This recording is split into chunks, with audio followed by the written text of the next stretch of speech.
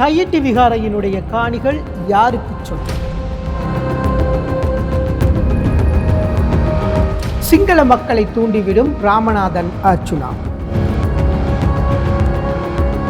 திஸ்ஸ விகாரையினுடைய காணிகளை மக்களுக்கே வழங்குங்கள், விகாராதிபதிகள் கோரிக்கை. 3ஆம் திகதி போராட்டம் நடத்த தயாராகும் வடகிழக்கு தமிழ் மக்கள், அரசியல் கட்சிகள்.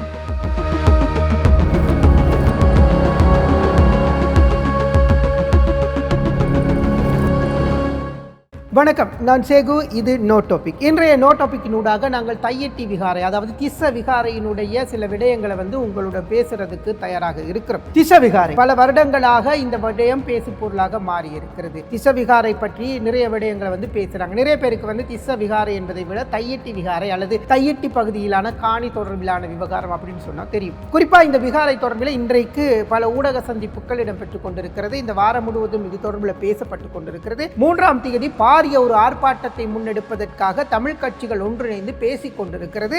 கஜேந்திரகுமார் பேசியிருக்கிறார் பாராளுமன்றத்தில். இது தொடர்பிலே பல விடயங்கள் பேசுவதாக சொல்லி இருக்கிறாங்க. எனவே ஆரம்பத்தில் இந்த தையிட்டி பகுதியினுடைய காணிகள் தமிழ் மக்களுக்கு சொந்தமான காணி அப்படின்னு சொல்லி தமிழ் மக்கள் சொல்றாங்க. இல்ல, இது திஸ்ஸ விகாரை, அதாவது அந்த காலத்திலிருந்து இது விகாரைக்கு சொந்தமான காணி, இது ஒரு தொல்பொருள் இடம், பழங்காலத்து காணி, இது பழங்காலத்தில் கட்டப்பட்ட விகாரை அப்படின்னு சொல்லி அரசாங்கமும் சிங்கள மக்களும் சொல்றாங்க. இப்ப இது ரெண்டு பகுதியா இருக்கு. இது 6000க்கு நிறைய வரலாறுகள் இருக்கு. குறிப்பா நான் கொஞ்சம் வரலாறை உங்களுக்காக சுட்டெடுத்து, சொந்தமான வரலாறுல சில வரலாறு விடயங்களை உங்களுக்காக தரணும் அப்படின்னு சொல்லி எடுத்திருந்தேன். இந்த விகாரை கிறிஸ்துக்கு முன் 3ஆம் நூற்றாண்டில் தேவநம்பிய தீசன் காலத்தில் கட்டப்பட்டதாக கூறப்படுகிறது. இது சொல்லப்படுகிற விடயம் தான். 1950களில் இங்கு பிக்குகள் தங்கி இருந்ததாக சொல்லப்படுகிறது. 59ஆம் ஆண்டு நிலைவரப்படங்களை இது குறிப்பிடப்பட்டுள்ளதாக சொல்லப்படுது. இது வரலாற்று சில விடயங்கள். எனவே இது மாற்றி அமைக்கணும், இது மாறணும் அப்படின்னு சொல்ற விடயங்களும் இங்கு சொல்லப்பட்டிருக்கிறது.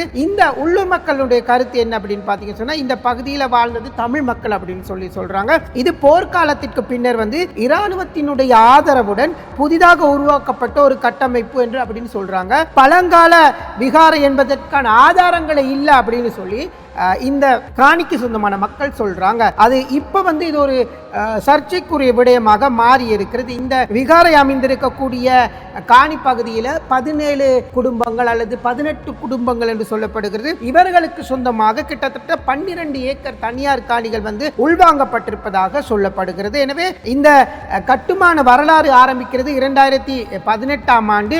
அப்போதைய ஆளுநராக இருந்த ரெஜினோல்ட் குரே தான் இந்த விகாரைக்கு அடிக்கல நாட்டாரு. பின்னர் 2021ஆம் ஆண்டு 2023ஆம் ஆண்டு காலப்பகுதியில் இராணுவத்தினுடைய உதவியுடன் 100 அடி உயரமான தூஃபி கட்டப்பட்டிருக்கு அப்படின்னு சொல்லப்படுகிறது. இந்த காணிகளை விடுவிக்க கோரி மக்கள் தொடர்ச்சியான போராட்டங்களை முன்னெடுத்திருக்கிறாங்க. அதே போல 2023ஆம் வருட காலப்பகுதியில் இந்த இடத்துல மக்கள், அதே போல அரசியல் பிரதிநிதிகள் அங்கு போராட்டங்களை நடத்தி இருந்தாங்க அப்படின்னு சொல்லி இருக்கிறாங்க. இது ஒரு சட்ட மற்றும் அரசியல் நிலைப்பாடு இருக்கிறதா சொல்லப்பட்டிருக்கிறது. இதுதான் சுருக்கமா இந்த தையிட்டி விகாரையினுடைய காணி விவகாரத்தில் ஒரு சுருக்கமான ஒரு விஷயத்தை பார்த்திருந்தோம். இப்போ இதுக்குள்ள இருக்கிற அரசியலை பார்க்கலாம், இதுக்குள்ள இருக்கிற சட்டத்தை பார்க்கலாம். உண்மையிலுமே இது மக்களுக்கு சொந்தமான ஒரு காணி. இதற்கான ஆதாரங்களை அங்க இருக்கக்கூடிய டிஎஸ் ஆபீஸ்லயும் சரி, நீதிமன்றங்களிலும் சரி மக்கள் சமர்ப்பிச்சிருக்கிறாங்க. இந்த காணி இந்த 12 குடும்பங்கள் அல்லது இந்த 14 குடும்பங்களுக்கு சொந்தமான காணி அப்படின்னு சொல்லப்படுது. கிட்டத்தட்ட 12 ஏக்கர் உள்ளடக்கப்பட்ட இந்த காணி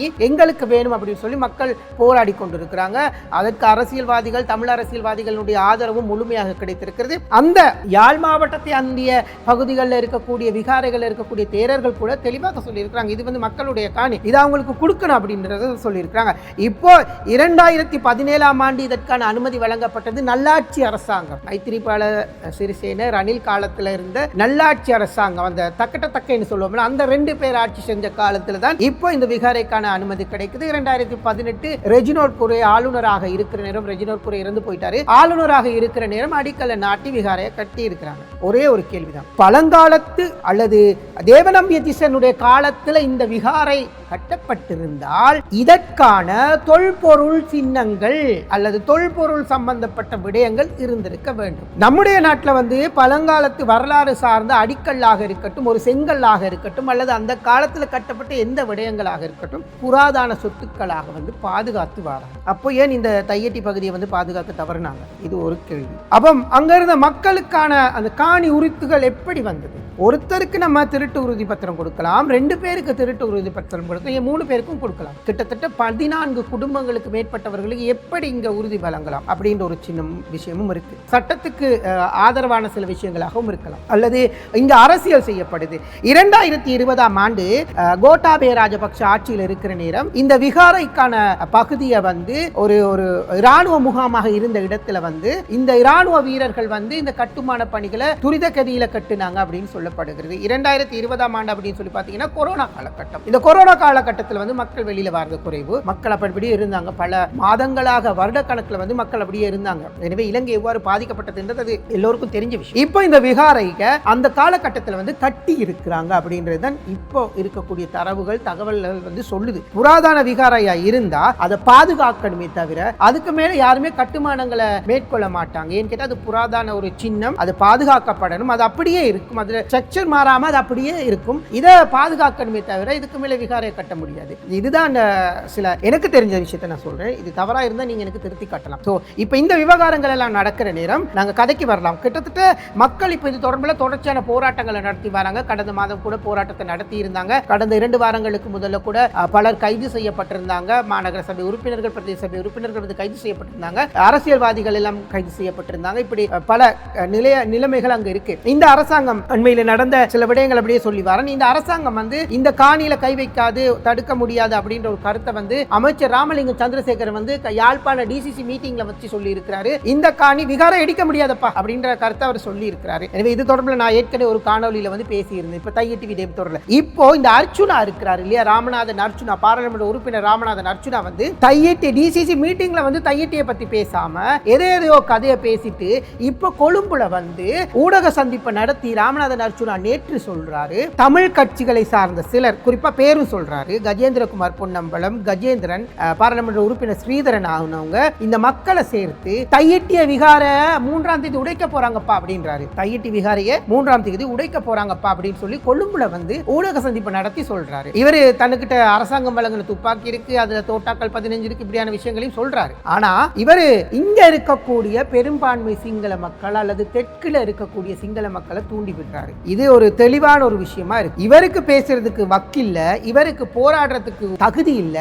ஆனா கொழும்புல இருக்கிற ஊடகங்களை வச்சு மக்களை தூண்டி விட்டு இதுக்குள்ள ஏதோ தான் அரசியல் பண்ணணும் அப்படின்றத வந்து தெளிவா நிலை இருக்கிறாரு. ஆனால் கஜேந்திரகுமார் அன்னைக்கு அண்மையில நடத்தின ஊடக சந்திப்புல பொன்னம்பலம் இல்ல கஜேந்திரகுமார் சொல்லி இருந்தாரு, 3ஆம் தேதி தெளிவாக நாங்கள் தையட்டி விகாரைக்கு எதிராக போராட்டம் நடத்த போறோம், எல்லோரும் ஆதரவு தாருங்கள், எல்லோரும் ஒன்றிணையுங்கள் அப்படின்னு சொல்லி அழைப்பு விடுத்திருந்தாரு. ஊடக சந்திப்பு நாங்க எங்களுடைய மகுடம் டிவி வாயிலாக உங்களுக்கு தந்திருந்தோம். இப்போ அது அப்படி இருக்கிற நேரம் சரத் வீரசேகர இந்த போராட்டம் நடக்க போறதை தெரிஞ்சுக்கிட்டு சரத் வீரசேகர ஏற்கனவே யாழ் மாவட்ட பல்கலைக்கழக மாணவர் ஒன்றியம் நடத்தின போராட்டத்தை பத்தி பேசியிருந்தார். ஏன் கொழும்புல இருக்கக்கூடிய அனைத்து பல்கலைக்கழக மாணவர் ஒன்றியம் இது தொடர்பில் பேசுது இல்லைன்னு கேட்டிருந்தாரு. தையட்டிக்கு அவங்க போராடுறாங்க, தமிழ் மக்களுடைய நிலத்துக்கு அவங்க போராடுறாங்க, இவங்க ஏன் போராடல அப்படின்றத வந்து சரத் வீரசேகர தெரிவித்திருந்தார். சரத் வீரசேகர எப்படிப்பட்டவர்னு தெரியும், கோட்டாபய ராஜபக்ஷ அரசாங்கத்தில் என்ன செய்தவர் என்று தெரியும். சரத் வீரசேகரனுடைய வரலாறு நாம சொல்ல தேவையில்லை. எல்லா இந்த முஸ்லிம்களுக்கு எதிரான விடயங்கள்ல கூட முன்னணியில நின்ற ஒருவர் தான் சரத் வீரசேகர. எனவே சரத் வீரசேகர இப்ப சொல்லி இருக்கிறாரு, தையட்டி விகாரையில வந்து யாராவது கை வைத்தால் நாங்க சும்மா இருக்க மாட்டோம் அப்படின்ற ஒரு கருத்தை வந்து சரத் வீரசேகர கடந்த வார ஊடகவியலாளர் சந்திப்புல வந்து சொல்லி இருந்தாரு. அது சரத் வீரசேகரனுடைய கொள்கையாக இருக்கிறது. இப்போ நம்ம ராமநாதன் அர்ச்சுனா இருக்கிறார் இல்லையா, அவர் வந்து கூட சரத் வீரசேகரை கூட மேற்கோள் காட்டி சொல்லி இருக்கிறாரு, இங்க மக்களை முட்டை விட போறாங்கப்பா, ஸ்ரீதரன் பாராளுமன்ற உறுப்பினர் கிளிநொச்சியில இருந்து சிலருக்கு வந்து மதுபானங்களையும் பானையும் கொடுத்து கொழும்புக்கு தையட்டிக்கு கொண்டு வந்து மன்னிக்கணும் தையட்டிக்கு கொண்டு வந்து மோத விட போறாரப்பா, அவங்கள சிக்கலுக்குள்ள தள்ள போறாரப்பா அப்படின்னு சொல்லி அர்ச்சுனா சொல்லி இருக்கிறாரு. அர்ச்சுனாவே ஒரு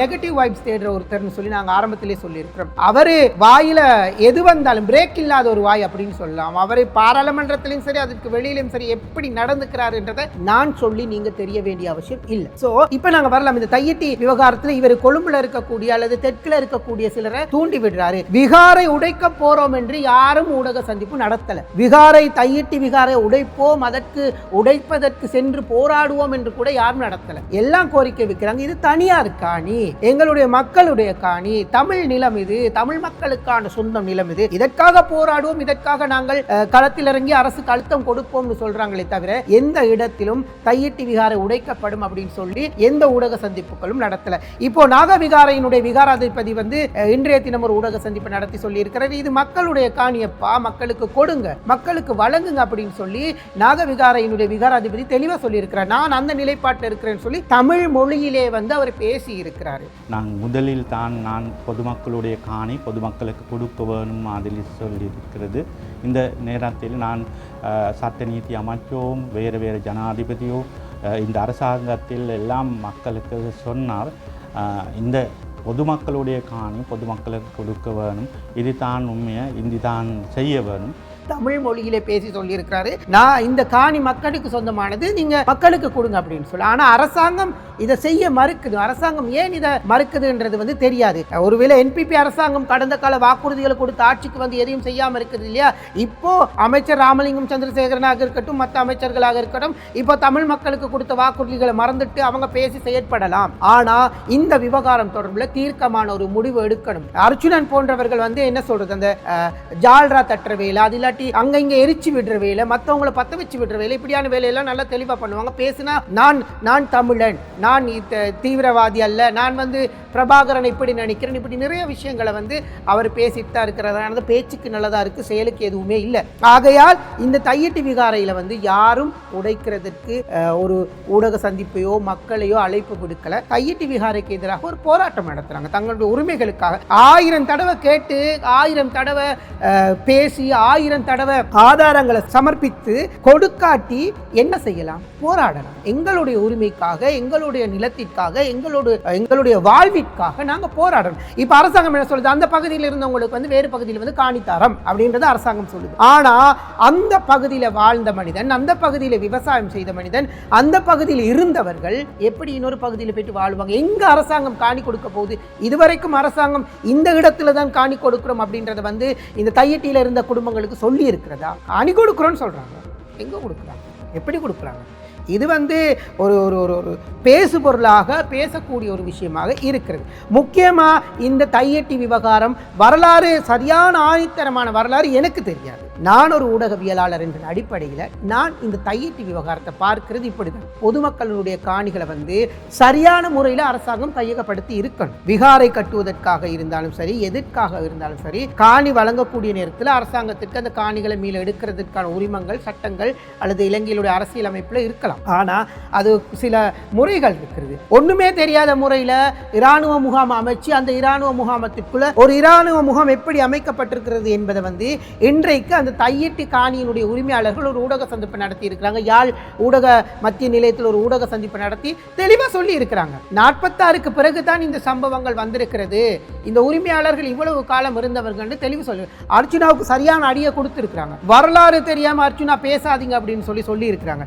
பிரச்சனையிலேருந்து விலகுங்கோ, நீங்கள் கதை கேட்க நிதானமாக கதையுங்கோ, உங்களோட கதை தடுமாறுது, ஒரு தமிழர் மரபை மீறி கதைக்கிறீங்கள், கலாச்சாரத்தை மீறி கதைக்கிறீங்கள், காவல்துறை அதிகாரி தேசிய தலைவரை மேற்தட்டுறீங்கள், போகிற எல்லாரையும் எத்தனையாம் படித்த நீங்கன்னு கேட்குறீங்கள், யாழ்ப்பாணத்தை கட்டியமைச்ச தளபதி மேலே எத்தனையாம் படித்தவை என்று உங்களுக்கு அவையோட வாழ்ந்த நீங்கள் தேசிய தலைவர் சொல்கிற உங்களுக்கு தான் விளங்கணும்.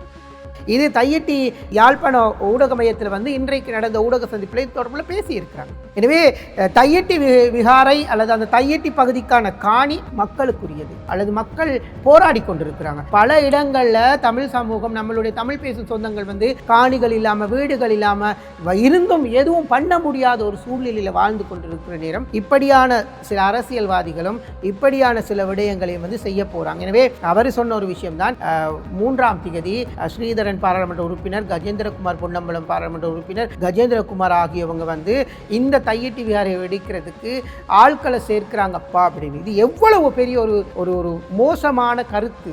ஒரு கொழும்புல வந்து ஊடக சந்திப்பை நடத்தி இப்படி சொல்ற நேரம் இங்கு தெற்கில் இருக்கக்கூடிய மக்களினுடைய மனநிலைமை என்ன ஆவார்? விகாரை கட்ட முதல்லே இது ஒரு முறையற்ற கட்டிடம் அல்லது சட்டவிரோத கட்டிடம், சட்டவிரோத கட்டிடங்களை கட்டக்கூடாதுன்னு அரசாங்கம் முடிவெடுக்கணும். அல்லது சிங்கள குடியேற்றங்களை, எங்களுடைய பெரும்பான்மை சகோதரர்களுடைய குடியேற்றங்களை அங்கு செய்கிற நேரம் அரசாங்கம் சில திட்டங்களை வகித்து அதை செய்யணும். ஆனால் அரசாங்கம் எதுவுமே செய்யாம தன்னிச்சையாக கடந்த அரசாங்கத்திலிருந்தே செயற்பட்டு வந்திருக்கிறாங்க. ஆனால் இன்னும் ஒரு விஷயம் இருக்கு. இப்போ இந்த 2017ஆம் ஆண்டு 2018ஆம் ஆண்டு இந்த அடிக்கல் நாற்ற நேரம் எல்லாம் தமிழ் அரசியல்வாதிகளுக்கான ஒரு கேள்வி இது.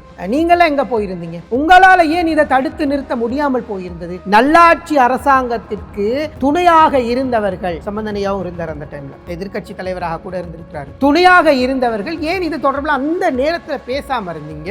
அப்ப பேசாம இருந்துட்டு இப்ப போராடி சரி வருமா என்ற ஒரு விஷயத்தை வந்து நாங்க தமிழ் அரசியல்வாதிகள்கிட்ட கேட்கிறோம். இருந்தாலும் இது மக்களினுடைய நிலங்கள், மக்களினுடைய காணி, மக்களினுடைய நிலங்கள் என்பதனால வந்து நாங்க இது தொடர்பில் வந்து பேசுறதுக்கு தயாராக இருக்கிறோம். எனவே இது தொடர்பில் நாங்க பேசிக்கொண்டுதான் இருக்கிறோம். 3ஆம் தேதி இங்கு தெற்குல வந்து சொல்ற அளவுல, தெற்குல மக்களை குழப்பி விடுற அளவுல அங்க எதுவும் நடக்காது. இன்றைக்கு கஜேந்திரகுமார் பொன்னம்பலம் ஊடக சந்திப்பு நடத்தி இருக்கிறார் கொழும்புல வந்து. அவரிடம் சிங்கள மொழியிலே வந்து ஊடகவியலாளர் கேட்கிறாங்க, இந்த விவகாரம் தொடர்பில் நீங்க என்ன சொல்றீங்க அப்படின்னு சொல்லி. அவர் சொல்றாரு, பேசினவர் வந்து பாராளுமன்ற உறுப்பினராக இருந்தாலும் அவர் கொஞ்சம் புத்தி சுவாதீனம் இல்லாதவர் அப்படின்னு சொல்றாரு. அதை நான் வந்து அவர் சொன்ன மொழியில சொல்ல விரும்பல. அதனால வந்து அவர் கொஞ்சம் புத்தி சுவாதீனம் இல்லாதவர், அதனால அவர் வாய்க்கு வர எல்லா விஷயத்தையும் வந்து பேசுறாரு, வாய்க்கு வர எல்லா விஷயத்தையும் வந்து பேசுறாரு. ஆனா அந்த விடயங்களை வந்து சரியாக உள்வாங்கிக்கிறனும். நாங்க ஊடகங்கள் வாயிலாக தெளிவா சொல்றோம், நாங்க விகாரைகளை உடைக்கிறதுக்காக எந்த ஏற்பாடுகளும் செய்யல, நாங்க விகாரைகளை உடைக்கிறதுக்கான எந்த மக்களையும் சேர்க்கல அப்படின்றத வந்து அவர் தெளிவா சொல்றாரு. இது போன்ற அரசியல் செய்யக்கூடியவங்க வந்து மிக கீழ்த்தரமான அரசியலை செய்யறாங்க அப்படின்றத வந்து சிங்கள மொழியிலே கஜேந்திரகுமார் பொன்னம்பலம் பாராளுமன்ற உறுப்பினர் வந்து சொல்லி இருக்கிறார். எனவே இதுதான் தையிட்டியினுடைய விவகாரம். எனவே தையிட்டி தொடர்புல வந்து இப்போ எல்லா இடங்களையும் பேசு பொருளாக இருக்கு. தெற்கு அரசியல் பேசப்படுது, தெற்கினுடைய ஊடகங்கள் இப்போ இந்த தையிட்டி விவகாரம் தொடர்புல பேசிக் கொண்டிருக்கிறது. ஆனா உண்மையான நிலவரம் இதுதான். மக்கள் எதிர்க்கிறாங்க, அதை வந்து மக்கள் தங்களுடைய உரிமைகளையும் தங்களுடைய நிலங்களையும் பெற்றுக்கொள்றதுக்காக போராடுறாங்க. எனவே அதற்கான ஒரு போராட்டத்திற்கு அழைப்பு விடுத்திருக்கிறாங்க. எனவே இந்த அழைப்பு விடுத்திருக்கக்கூடிய விடயங்களை வந்து சரிவர ஊடகங்கள் பகிர்ந்து கொள்ளணும், கொண்டு செல்லணும். தமிழ் மக்களையும் தாண்டி பௌத்த மத தலைவர்கள் கூட பலர் இந்த தையிட்டி விகாரையுடைய காணி தொடர்பில் பேசி இருக்கிறாங்க. நான் தான் ஆரம்பத்திலே சொன்னேன். எனவே விகாராதிபதிகள் கூட சொல்லி இருக்கிறாங்க, இந்த காணிகளை மக்களுடையதப்பா, கொடுத்துருங்கப்பா அப்படின்னு இருக்கிறாங்க. எனவே அடுத்த கட்டத்திற்கு இது எவ்வாறு நகரப்போகிறது, 3ஆம் தேதி உண்மையிலே என்ன நடக்க போகிறது, மக்கள் எப்படி இதற்கான எதிர்ப்பையோ ஆதரவையோ வெளியிட போறாங்க. உண்மையிலே விகாரை உடைப்பு என்பது தவறான கருத்து சமூகத்திலே பதியப்படுகிறது. ஒருபோதும் விகாரை உடைப்பதற்காக எந்த தமிழ், நாம் எந்த அரசியல் கட்சியும் சார்ந்தவங்க இல்லை, எந்த தமிழ் அரசியல் கட்சி, வடக்கு கிழக்கில் இருக்கிற எந்த ஒரு தமிழ் அரசியல் கட்சியுமே அழைப்பு விடுக்கலன்றதுதான் தெளிவான ஒரு விடயம். எனவே சில அரசியல்வாதிகள் இருக்கிறாங்க, இந்த அரசாங்கத்துக்கு தூது போகக்கூடிய சில அரசியல்வாதிகள் இருக்கிறாங்க, அல்லது அரசாங்கத்தை ஒரு பக்கம் நல்லா திட்டி தீர்த்துட்டு மற்ற பக்கம் அரசாங்கத்தினுடைய அமைச்சர்களோட நல்ல நெருக்கமான ஒரு நட்பை பேன்றவங்களும் இருக்கிறாங்க.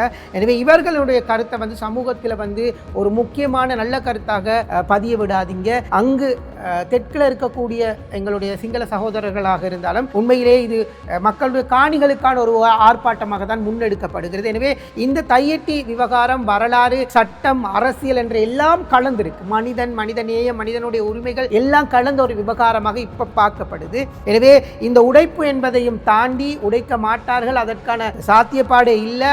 இவ்வளவு போலீஸ், இவ்வளவு ராணுவம் இருக்கிற நாட்டில் மக்கள் போயிட்டு எப்படி ஒரு விகாரை உடைக்க போறாங்க? பாதுகாப்பு ஏற்கனவே அந்த பகுதியில் பலப்படுத்தப்பட்டிருக்கு. எனவே இது மக்களுடைய உரிமைகளுக்கான ஒரு போராட்டம் அப்படின்னு வந்து சொல்லி இருக்கிறாங்க. எனவே நாங்கள் பொறுத்திருந்து பார்க்கலாம். நீங்க உங்களுடைய கருத்தை பதியுங்க. இது போன்ற சுயேட்சை குழுக்களுக்காக பாராளுமன்றத்துக்கு அனுப்பப்பட்டு சுயநினைவே இல்லாமல் பேசுகின்ற அரசியல்வாதிகள் தொடர்பில் உங்களுடைய கருத்து என்ன? தையிட்டி விகாரை இருக்கக்கூடிய காணி உண்மையிலே நீங்கள் மக்களுக்கு வழங்கணும்னு சொல்லி நினைக்கிறீங்களா, இல்லை அந்த மக்களுக்கு மாற்று காணியை வழங்கணும்னு சொல்லி நீங்கள் நினைக்கிறீங்களா? உங்களுடைய கருத்தை இன்றைய நோ டாபிக்ல பதியுங்க. இன்னும் ஒரு தகவலுடன், தலைப்புடன் உங்களை சந்திக்கலாம். விடை பெற்றுக் கொள்கின்றேன். நன்றி, வணக்கம்.